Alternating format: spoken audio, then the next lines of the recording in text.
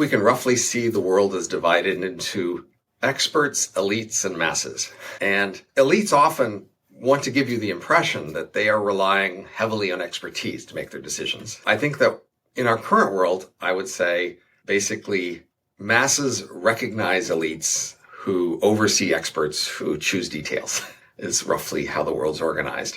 And because of that, we're not actually very interested in institutional reforms proposed by experts. They're the wrong people. What we want is reform proposals that are made by elites. And those we will consider, especially the more elite they are and the more prestigious they are, the more they seem to agree, then the more we might go for that. This week I'm sharing part of my conversation with Robin Hanson, an associate professor of economics at George Mason University and the author of many books, including The Elephant in the Brain. In this episode, you're going to hear us talking about self-deception, metacognition, the role of hidden desires in social and economic policy. We talk about the role of agency in decision-making, and finally, how AI could change the future. You can get the full show notes, the transcript, and read my newsletter at theknowledge.io.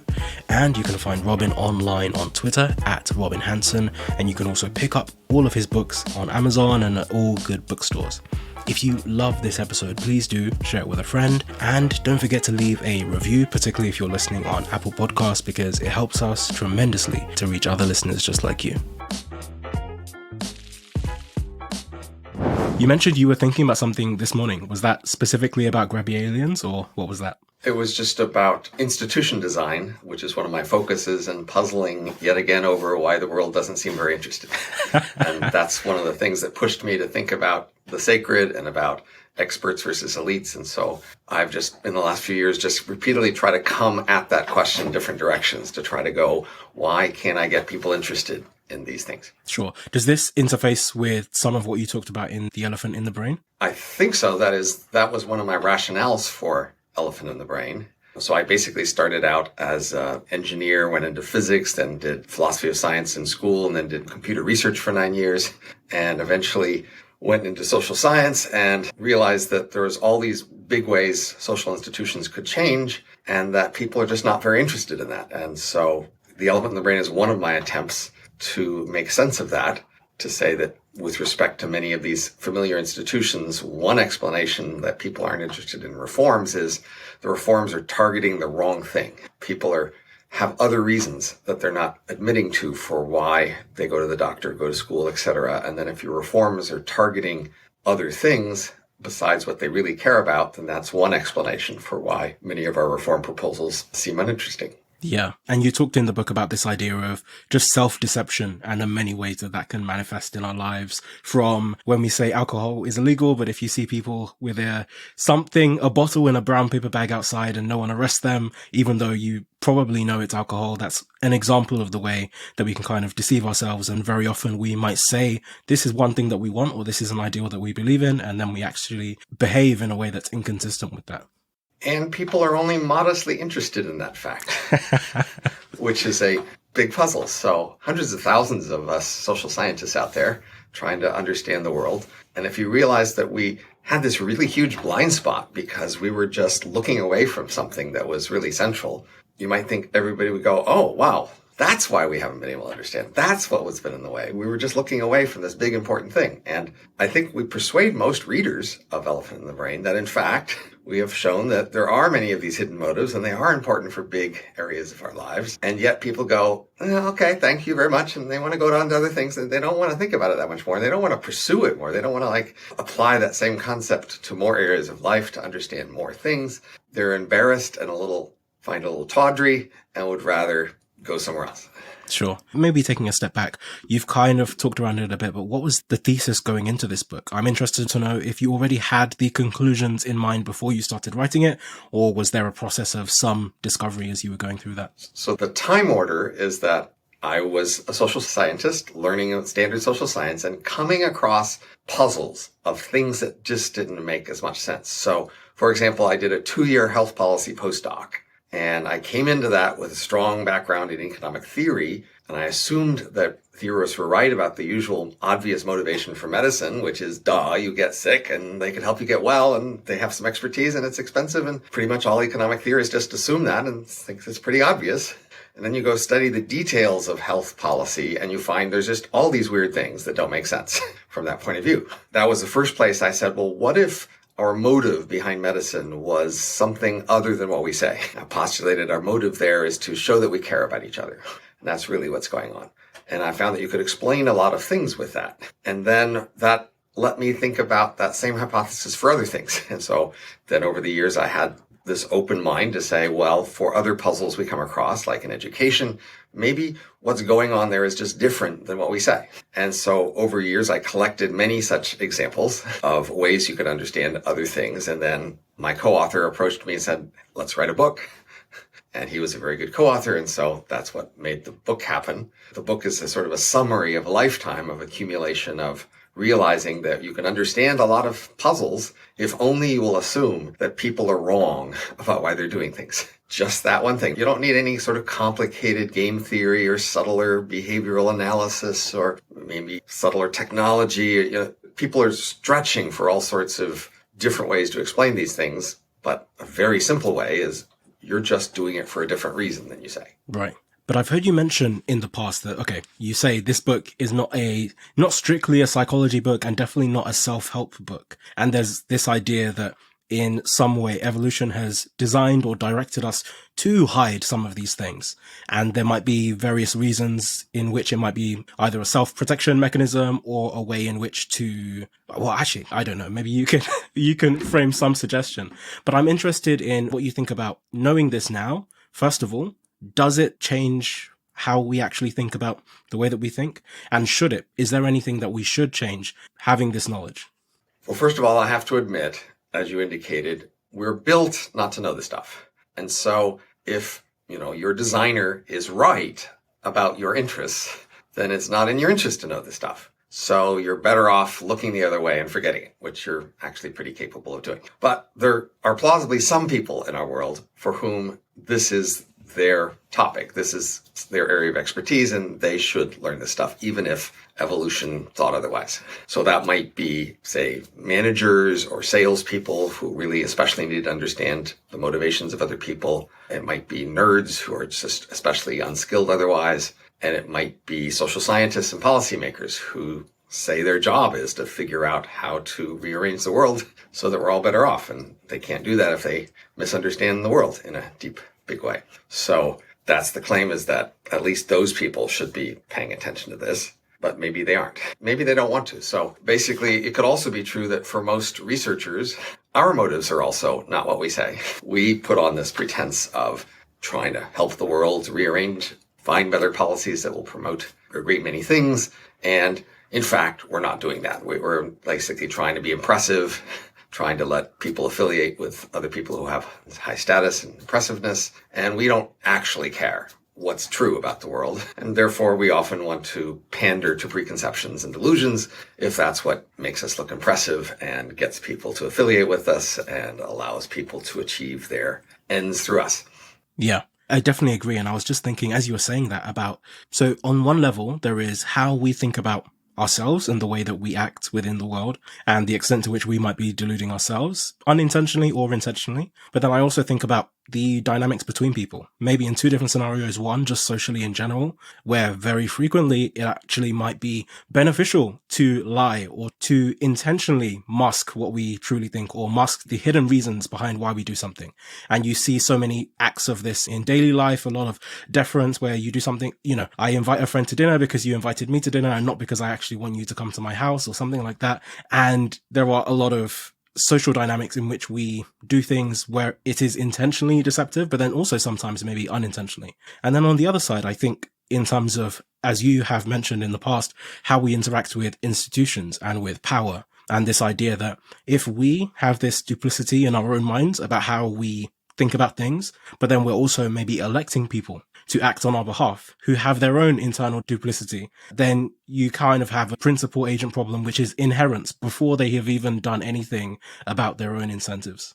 Well, often we have people who work as agents for us, like politicians, and then they act on our behalf, and then we often complain about what happens as a result. And sometimes the complaint is because these people we have hired to represent us have misled us and misrepresented us and served their own ends. But often it's because that's what we wanted. We wanted them to take the fall and them to be the ones who serve our actual interests, but giving us cover to pretend otherwise. And that's one of the things an indirect servant or agent can do for you, is they can let you pretend otherwise. Sure. Can you think of an example in, I guess, maybe social policy or economic policy where there is something that people say that they want when really they want something different? Well, for example, we have many sacred things in politics that we give lip service to, that we say are terribly important, such as nature. And then what we might do is elect politicians who say nothing is more important than nature, and they will do everything possible to protect and promote nature. And that's what we want them to say on our behalf. That's the image we would like to project about ourselves. But in fact, we don't actually want them to do everything possible for nature. That will come at our expense substantially. And so they give this lip service, but then they don't. They, in fact, prioritize prosperity and transportation and defense and retirement and all these other things we want. And then we look at what happens in nature and we say, but what we said, you were supposed to protect nature. And look, you're not doing that. These people must be in the pay of some other nefarious party who is taking them away from what we said to do and what they promised to do us, right? Look, it's their fault. If anyone will point this out, but usually no one will point it out. And so usually we get away with these sort of pretenses, right? I mean, another example might be, say, prostitution or drugs, right? Where we all want to be against them in principle, right? We don't want to be the sort of person who would approve of such things, but then we don't want to be that strict about actually preventing them. And so we have many rules on the books that are nominally or hardly enforced, but still it's important to us that those rules be there so that we can say we're against things, but we will let our enforcement arms be distracted by other things, and we're pretty okay with that. Yeah, that makes a lot of sense to me. I was just thinking of taxation as an example where everyone wants something to be done about tax, but if you're the one paying it, you will always hate it. And everyone is very quick to say, actually, someone else should be paying. There should be some other form of solution here that doesn't involve the burden being on my shoulders. Right. So if you ask about different categories of spending, mostly people want those categories of spending to rise. But if you look at the overall budget and connect to the taxes, they don't necessarily want the overall budget to change, and they certainly don't want their taxes to change. Yeah. And I was also thinking about the one that you mentioned, or the environment, is also one that has been on my mind recently so I live in London, and Sadiq Khan, who is the mayor for London, has over the last few years implemented a lot of changes which are around like congestion charges and essentially forms of taxation on driving at peak times or driving through the city in different ways. And everyone hates it. But simultaneously, everyone also wants a greener world where we can avoid climate change and we can avoid all the nefarious knock-on effects of the earth heating up. And we complain that, this is the warmest winter on record and all of these things. But simultaneously, if it means extra traffic, or it means we can't drive when we want to drive, or it means we have to buy a new electric vehicle or a hybrid vehicle, everyone's upset. And so we want the good things so long as they don't interfere with our enjoyment. I mean, in a sense, we economists have long recommended congestion pricing for traffic, not to protect the environment, but just to protect drivers from wasting their time in traffic. And so we could also see this as an example of slipping through the efficient thing, like congestion pricing, under the excuse of protecting the environment. That's at least an excuse more people are willing to give lip service to, you see. But I might say, well, the real benefit here is you're saving all these people all this wasted time sitting in traffic. Yeah. What do you see as we've just gone through this period in the last few years. We had a global pandemic and we saw lots of different countries reacting in very different ways. And I'm interested to know what you see as some of the competing internal and external forces there, where you have at various points, lots of different countries seeming to act in their interests, not acting in their interests. There's people that want to take the vaccine. There's people that don't. And it seemed like organized chaos for the most part. But in the end, we were able to produce a vaccine. But also what I'm interested in is just seeing how, for example, China being a very interesting example of how at different points in time they have reacted to COVID, where at the beginning you see people being locked inside their homes and all kinds of stuff. But then suddenly, not too long ago, they just said, okay, actually, don't worry, everyone, come back outside. Even though right up until then, they had some very strict measures. So the variation around the world is interesting and useful to think about policy, but I actually think the lack of variation is the more interesting thing. So people don't realize how the world has changed over the last half century in a big, crucial way. In the past, the world was full of different nations and empires even that competed. And within each nation or empire, people and elites had their main identity as within that empire or that nation. And so each nation or empire was saying in part, well, what should we do so that our nation or empire will stay competitive or perhaps even get an advantage over the rest? And they were okay with being substantially different if that would give them a potential advantage. And so nations and empires competed in the past, and policy was often about what should we do here different from what other people are doing, and how does that reflect our different identity or our strategy for doing better. And in the last half century, what we've instead had is a merging of communities in the world, especially a merging of the elites in the world, such that they are now more of a world elite community. And each member in that community more cares about their identity and reputation within that community than they do necessarily about their nation or people locally. And this has caused an enormous convergence of policy around the world in a great many areas, including in the pandemic. So if you remember at the very beginning of the pandemic, there were the usual public health experts around the world who had their usual recommendations, which included masks weren't that valuable, travel restrictions weren't that valuable. And then as soon as it became clear this was a serious thing, elites around the world started talking to each other about what we were going to do about this. And within a few weeks, they came to a different conclusion. They all decided, no, masks and travel restrictions were a good idea. And that's what we were all going to do. And then basically most of the world did it pretty similar. And the public health experts just turned on a dime and said, oh, yeah, you're right. Because they were not going to try to contradict the collective elites of the world. And this same dynamic applies in a great many other regulatory areas: nuclear power, medical experiments, organ donations, airline regulation, a whole range of areas of regulation and policy. In fact, most of the world does it pretty similar. And that's the new distinctive feature of our world compared to the past, is that we now have this world where, say, the nuclear regulators in any one nation, what they more care about is being respected by the regulators elsewhere in the world when they go to their international regulation conferences than they do about what people in that particular nation think. And that happened in COVID as well. So there was some variation around the world, but that's the less surprising thing than the strong convergence around the world. In fact, the world did it pretty much the same, even though we don't actually have good evidence that that was the right thing to do. Once vaccines showed up, everybody agreed on that, of course. There wasn't much disagreement about vaccines, really, in the elites in the world. And so most of the world happily adopted vaccines. You know, there are some places that at times try to make a thing about their being different. And then often the rest of the world is trying to pressure them. So, for example, the only country in the world that allows organ donations, organ sales at the moment, is Iran. And then medical ethics people all around the world have these conferences where they say, Iran, they're doing organ sales. That's terrible. How are we going to get them to stop? And Sweden, during the early pandemic, they had a different sort of policy to lockdowns. And the big conversation of the rest of Europe and the world is, how are we going to get Sweden to stop and do it the right way? How dare they do it different?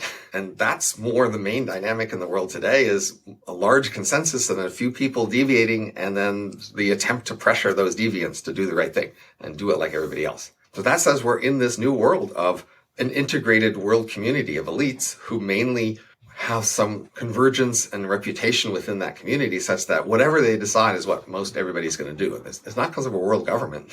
There is no central ruler, but still, we're all going to be doing it the same way. And that has important implications for how the future is going to play out. Yeah, that's a really good point. I'm interested to know what you think about how the elephant in the brain works on an institutional level. Because even just what you were saying, I was also thinking about nuclear, where for large groups of people, perhaps it might seem like common sense that this is something we should be investing in and should have been investing in for a very long time. And there are lots of countries where, just like you say, they laid the groundwork to do this thing and undid it maybe because other countries undid it. And so now in large parts of Europe, we suddenly have this massive energy crisis where we ended up being entirely reliant on Russia and certain global powers for energy because, well, I don't know why. There's no clear reason why you already had energy plants and then you took them down. It doesn't make much sense to me. I think we can roughly see the world as divided into experts, elites, and masses. And elites often want to give you the impression that they are relying heavily on expertise to make their decisions. And that's a rationale for why we should accept our elites and the decisions they make. But actually, elites are more often trying to gain sort of prestige among the elites and gain sort of the allegiance of the masses by seeming to be elite. And that requires that they often pander to preconceptions or wider senses of what the right thing is. And they don't necessarily listen to the experts as so much. With respect to nuclear power, there's long been this strong moral crusade that nuclear power was dirty and evil. And elites were wanting to be respected among other elites by accepting that and pushing for that, and often sort of being overconfident about how fast they could push. But that's what wins you praise in that world of elites and in the world of masses who saw that as, yes, the right thing. So given enough ordinary people who are scared of nuclear and seeing it as dirty and evil, then elites go along with that too and claim that that's backed by expert advice, even if it's not. And then they do what it takes to become respected in that world. So for a long time, you were more respected as elite when you suppressed nuclear power and got rid of it. And you were, of course, taking a chance with respect to how the world would change in the future. But that was a collective chance they were all taking. Individually, they were each getting praise for the changes they were making. Hey, we'll get back to the episode in just one moment, but I wanted to tell you very quickly about my newsletter. I started sharing everything I was learning online, and a few thousand people came along for the ride. I send 3 regular emails. Brainwave, fortnightly on a Tuesday, which is about the intersection between technology, philosophy, and psychology. Then every week on a Thursday, I send Revelations, and that's about creativity and productivity. And then finally, every other weekend, I send Wayfinder, and that's about decision making. So people in the audience actually send me really tough problems that they're working through, and I help to deconstruct them using mental models and decision-making frameworks. So if you'd like to subscribe, you can join me and over 20,000 incredibly driven people at theknowledge.io. Okay, back to the episode. Sure, that makes sense. How do we snap out of all of this then? It seems quite common sense on the surface that okay, we're doing this because other people are doing it, or we're making some fundamental mistake of some kind. I guess there's 2 levels of it. One is on an individual level, following a lot of what you discussed in your book about the elephant in the brain and how we deceive ourselves. But how do we shed a light on this on a broader scale? So I've spent a lot of my life thinking about how we can do institutions better. And I've got what I think are a lot of promising solutions for institutional reform. The biggest challenge is to make anybody care. So I think that in our current world, I would say basically masses recognize elites who oversee experts who choose details is roughly how the world's organized. And because of that, we're not actually very interested in institutional reforms proposed by experts. They're the wrong people. What we want is reform proposals that are made by elites, and those we will consider. Especially the more elite they are and the more prestigious they are, the more they seem to agree, then the more we might go for that. So we don't actually let the experts make that many big decisions about how we're organized. We're mostly waiting until elites are in agreement in their elite way on key policy changes. And that's sort of the most thing we're vulnerable to here is that structure. As long as we maintain that, then we're going to be stuck in that way. I mean, let's take a more concrete example, hiring a doctor. Basically, you hardly know which doctor to hire. You don't know who's good. You don't know if the things they're recommending are good. You'll find out later if you live or die or how long you're sick. But the way you actually hire doctors today is mostly based on their prestige, what prestigious medical organization they're part of or what school they went to. And then you mostly don't pay them based on whether they do well for you. You just pay them per hour or per session, and you trust that their prestige is enough to assure the quality. And we do that in law and many other areas. That is, what we really crave is this association with a prestigious doctor who we trust and they kind of at least respect us. And that trusting, respectful relationship kind of requires that we're not being too skeptical about them and too careful about how we pick them and how we pay them. So, alternatives to this trusting prestige-based relationship might be if we, say, collected careful track records on each doctor about which patients they had and what happened to them, and we could do statistical analysis to sort of evaluate the quality of each doctor that way. Or we could do direct financial incentives where basically we set it up such that if we do well, they do well. If we die, they lose a lot of money. If we get disabled, they lose money. So we basically combine health insurance with life insurance and disability insurance such that they would just have strong financial incentives. And this is something we could do with, say, lawyers as well. We could collect track records on lawyers, which cases they win or lose. We could give them more direct financial incentives like contingency contracts. But in both the cases of doctors and lawyers, what we seem to want is this just trusting relationship where we look at their prestige, the school they went to or the organization they're with, and wow, everybody says that's great. And then we're lucky to be associated with them and we pay them a lot of money, but we pay it per hour or something. And then we just trust that they will do well by us. And that's what we seem to crave in many of these relationships, including with our pundits and politicians. We don't give them very strong financial incentives or other sorts of things. So we will basically continue to get bad service from these prestigious elites if we continue to just pay them to be prestigious. Because the things it takes to be prestigious just aren't the same as doing the things that give us good service. They're just two different things. And so when we pay them to be prestigious, they work really hard to go to the best schools and work very hard to be at the top firms and to impress people with their carriage and their language and their wit, how well they dress and all the contacts they have and all the things that elites do to show you they're elites. They are working very hard to do all those things. And that's where all their energies are going. And so their energies are not going so much to actually make you healthy or actually win your legal case or all the other things we're trying to get out of elites. So that, in my mind, is the fundamental problem. We're in this relationships where typically we trust an elite rather than an expert. Even, say, CEOs of firms, we often just want to pick them as the tallest, handsome person who went to a top school, who was associated with the other firms and the boards of directors, as opposed to like paying them for doing the job well, which is more like stock options sort of payments for, hey, did you make the firm do better? So I think there are ways that we could instead have a more distrustful relationship with these people. That is, we could more collect track records and more look at the track records, and we could have more direct financial contracts with them, but we don't do that so much. So let me tell you my current favorite idea for a experiment in that direction that we might make work. So it's called tax career agents. So at the moment, when you choose what school to go to or what career to go into, what first job to take, you go on the advice of family, maybe what you read in the newspapers, maybe a coach or somebody else in your world. But these people don't have very strong incentives to be expert and actually helpful to you. But you mostly go on either direct personal connections or the prestige of various people who might give you this advice. So I want to put someone in your life who has a direct incentive to make your life go well. The idea is that in many industries, there are agents, like in music or athletics, acting, people have agents. And these agents basically take 15% of their income on average to advise and promote them.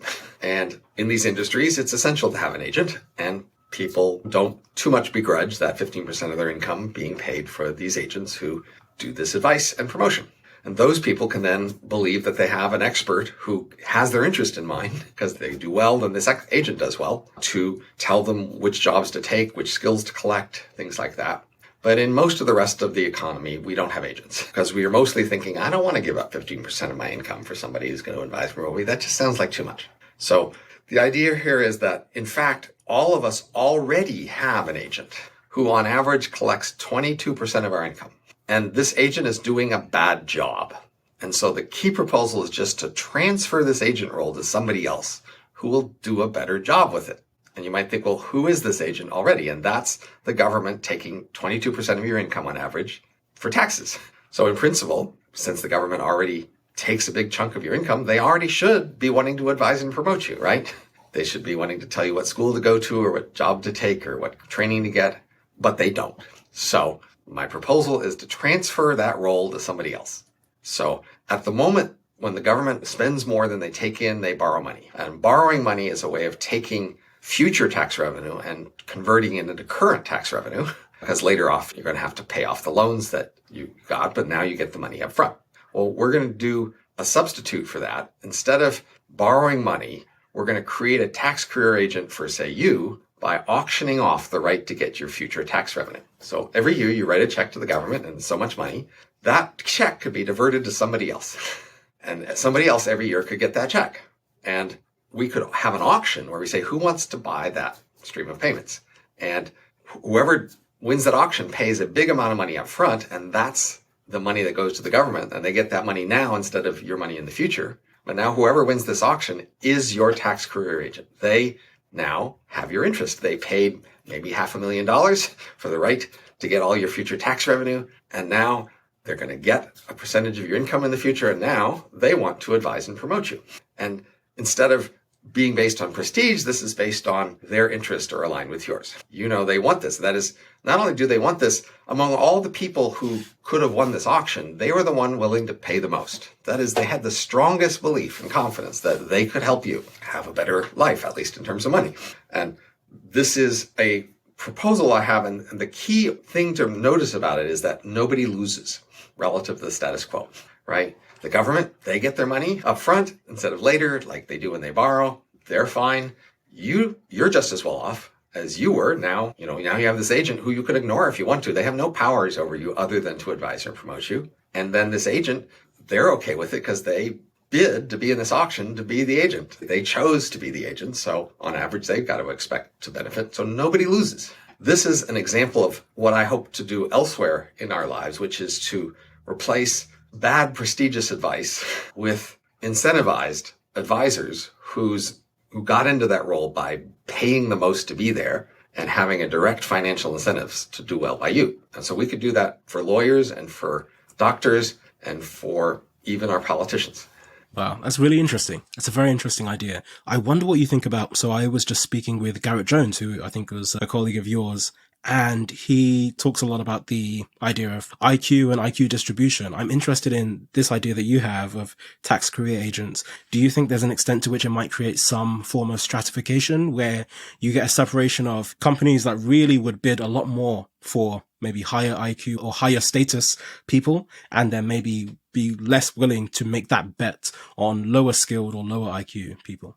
People vary, as Gary will tell you. Humans vary. They aren't all the same. The pretense that they do not differ very much is often an obstacle to having effective policy in many areas, including having somebody advise you about your careers. So yes, often schools pretend that all their students are the same and therefore will get the same kind of training and the same kind of opportunities in order to keep everybody on the appearance that we all think everybody's the same. But the tax career agents are incentivized to notice differences and to pay attention to them and act on them. But they're incentivized to notice the actual differences. Like, so many people are concerned and believe that there are these false beliefs about who's better in the world, and that people who are incorrectly believed to be better are often benefiting from these incorrect beliefs. And so there's class differences or presumptions about who's better, even say by race. And the claim is, because people of these social systems based on elites and conformity, etc., because they don't have very strong incentives, they can just go off the rails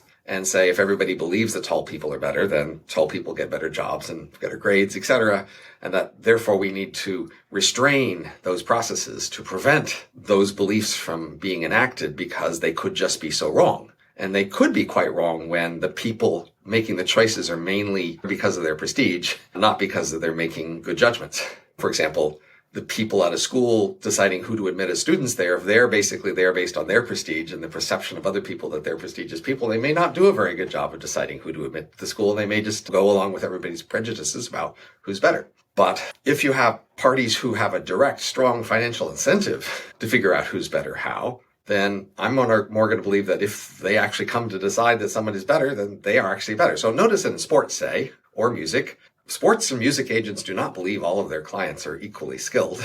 Those worlds are very open about the idea that some athletes and some musicians are much better than others. And the whole point is to try to find the better ones and to help those better ones and give them much more resources and opportunities, because that's how you make good athletes and good musicians, is to search for the best ones, right? So agents are not treating people as equal in these other areas, and tax career agents would not treat people as equals, and they would be incentivized to ask what actually makes the difference, not what do people think makes the difference or what do people say make the difference. And so if they're looking at your IQ and using that in order to sort you, that would be because they've looked carefully and decided that IQ actually does help.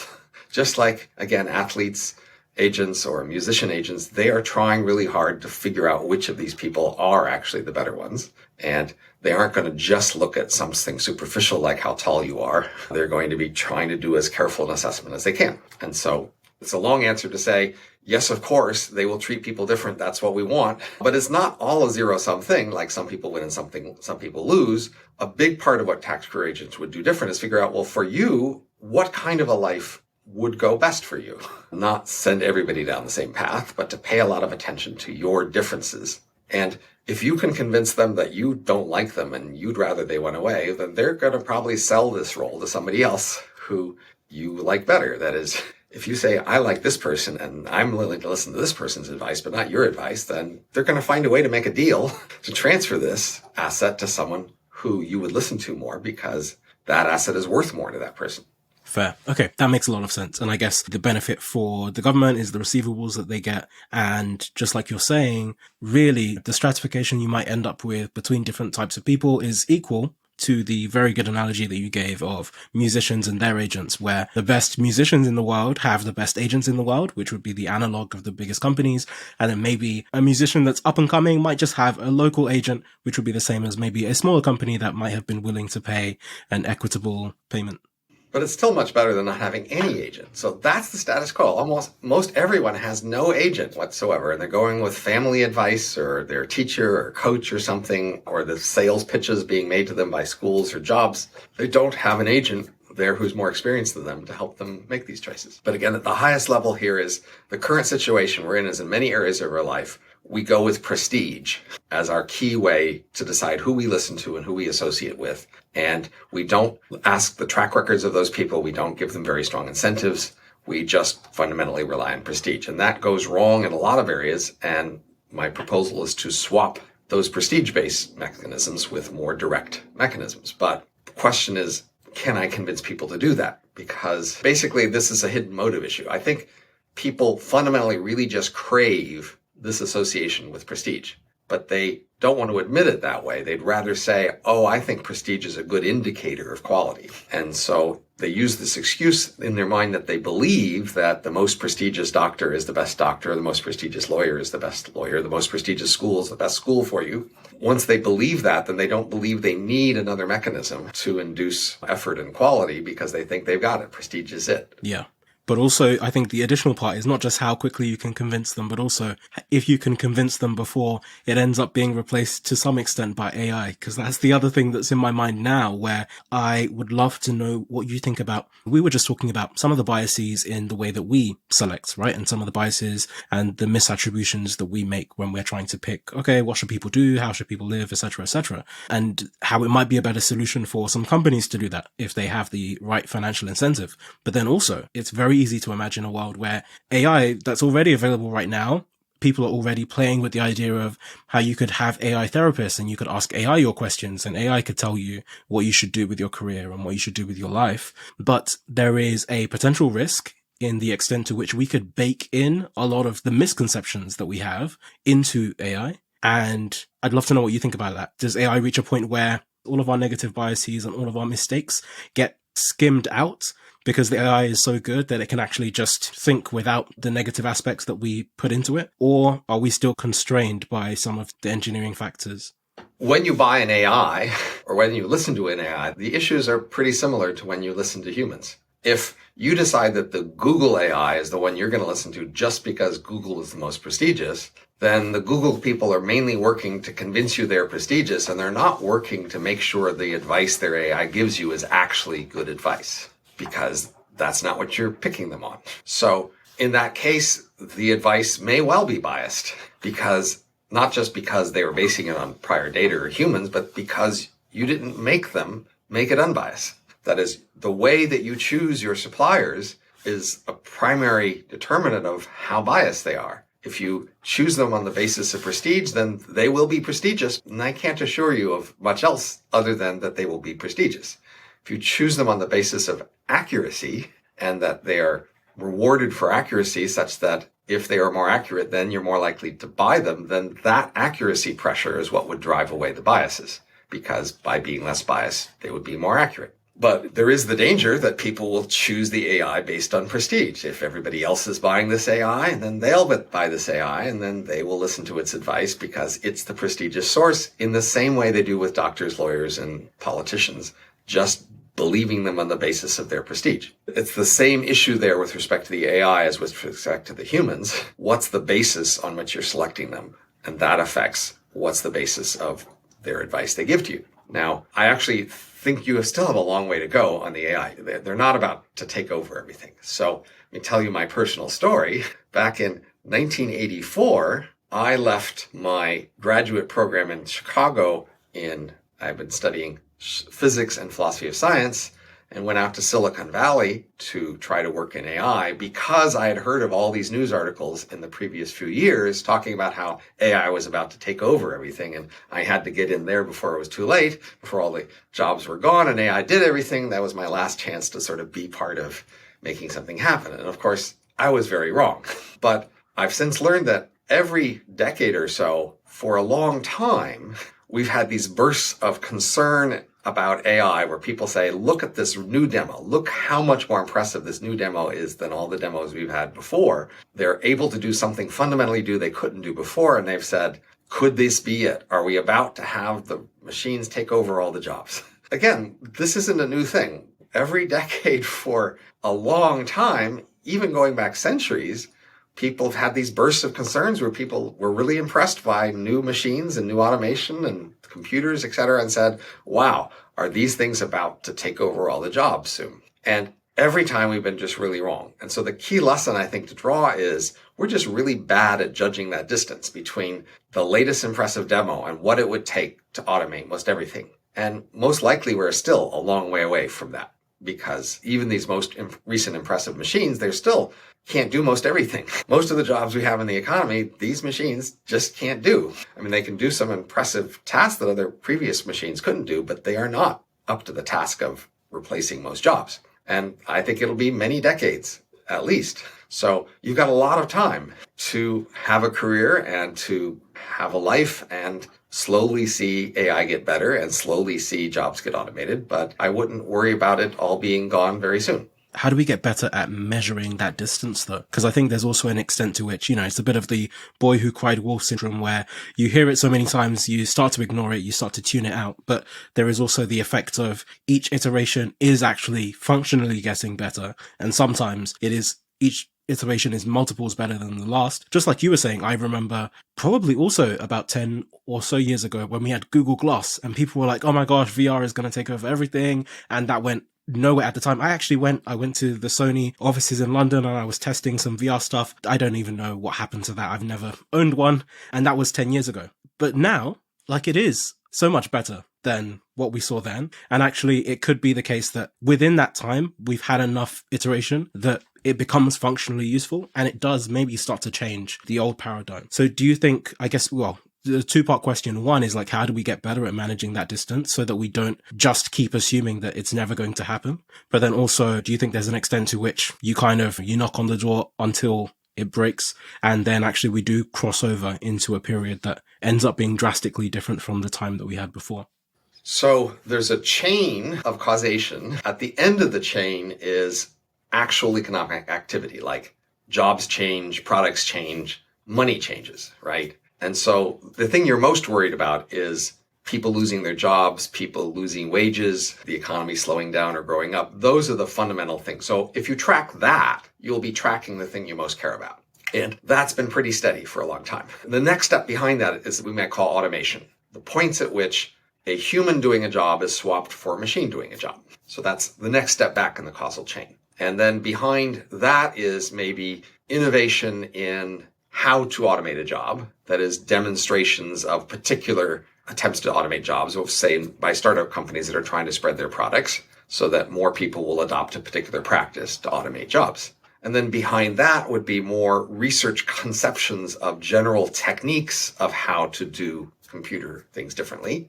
And then there's the sort of the most fundamental, like, innovation changes. Now, a big problem is that people want to get news about this whole chain of causation. And so reporters and media are focused on the earliest part of that chain because that has the most dramatic stories, because that sort of fluctuates the most, and that seems to be giving you the most news about things farther and down the chain. But the people doing that are not actually incentivized to be very accurate. They're mainly incentivized to be prestigious, just like all the other things. So, hey, if the New York Times has an article on ChatGPT, well, it must be a thing, right? And then there's an incentive for everybody to gush about what the same thing everybody else is gushing about. And they just don't have much of an incentive to be accurate. As you say, they gush about these things, they give these radical predictions, and then a few years later, that's just gone, but they're never held to account for that. We don't collect track records on media pundits, and we don't give them incentives for accuracy. And until we do that, they're going to continue to exaggerate because that's the incentive we're giving to them. Now, I did a study a couple of years ago about this automation step in the process. I did a study with a co-author on, say, 900 different kinds of jobs in the US, which basically covers most all the jobs. And then the period from 1999 to 2019, a 20-year period. In that period, we tracked how all those jobs changed in level of automation over time. And then we could ask, well, how much did it change over time, which is roughly a third of a standard deviation in automation, which was modest but important. And we asked a number of questions about, well, on average, when jobs get more automated, do the wages go up or down? Do the number of workers doing that job go up or down? And we found no effects like that over this period.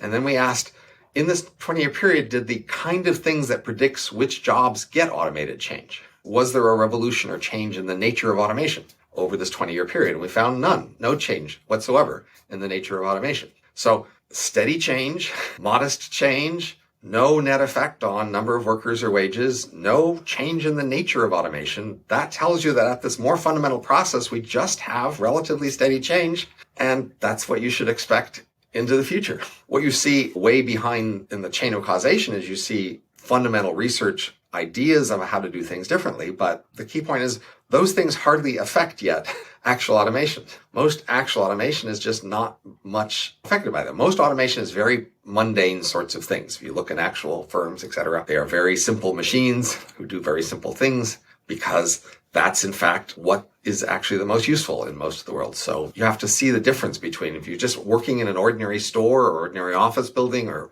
ordinary factory, you just see the kinds of things they do and the kinds of automations they use. You can see when they actually automate something, it's very, very simple and has little to do with the dramatic research progress that you will see reported in the media that everybody gets all excited about. Thank you so much for tuning in.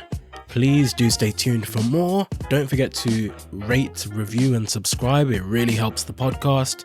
And follow me on Twitter. Feel free to shoot me any thoughts. See you next time.